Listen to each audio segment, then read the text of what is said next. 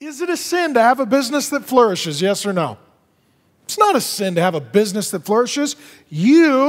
Many of you, should pursue a business that flourishes. You should try to make money. If you're good at it, do it. So his sin was not becoming wealthy. The sin was that he didn't worship God with his wealth, he worshiped his wealth. He was foolish. So what does he do? He realizes, I have more grain, which in that day is how you would trade commercially in agrarian society.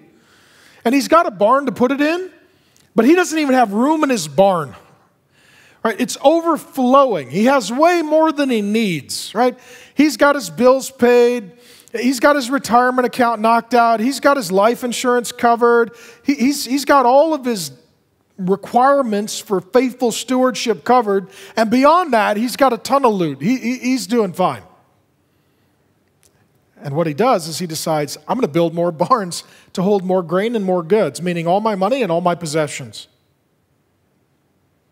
What does God call him? A fool. This is the only express text in the Bible that deals with the issue of retirement. And it doesn't do so very positively. You fool. Does that mean everyone who retires is a fool? No.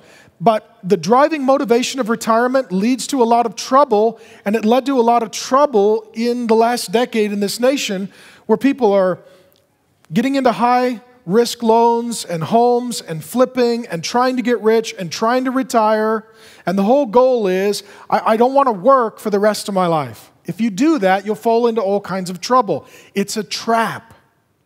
It's a trap. And everybody thinks they'll be the exception to the rule, and we've now learned that's not true. We've learned it painfully. Our goal is not to retire, because even if you retire from work, you don't retire from Christ. Okay, it's not a sin if you make enough money that someday you don't have to get up and go to work every day. But that doesn't mean that your whole goal is to just eat and drink and play shuffleboard and wear flip-flops and live somewhere where the sun shines and you hang out with a bunch of other people who wear, therapeutic cream for their aching joints and talk about their most recent surgery while sipping drinks with umbrellas in them, right? That's not the goal of life. The American dream, he says, is foolish.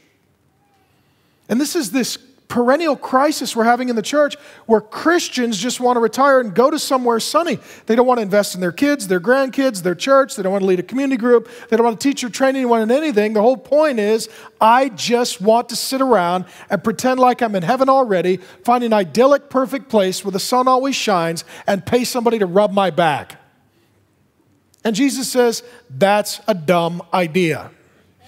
That's a dumb idea.